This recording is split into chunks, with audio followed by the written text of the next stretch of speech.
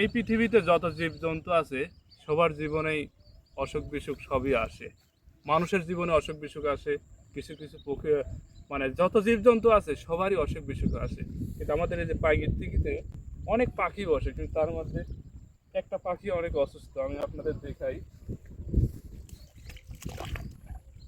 এই পাখিটার প্রবলেম হয়েছে, কি সমস্যা সেটা আসলে বোঝা যাচ্ছে না। কিন্তু আমাদের এইদিকে মানুষ তো অনেক ভালো মানুষ আছে, তারা পাখি শিকার করে। একটা পা নাই, একটা পা একটা নাই। পাও নাই, একটা পাও নাই। এটা হয়তো এয়ারগানের গলিতে পা নাই হয়ে গেছে, এই পাটা নাই। এখন এর সমস্যাটা কি? এই পাখিটার কি আপনারা সবাই চিনেন? এর চিনলে হয়তো কমেন্টে জানাবেন। আসলে এই পাখিটা এখন কি করব?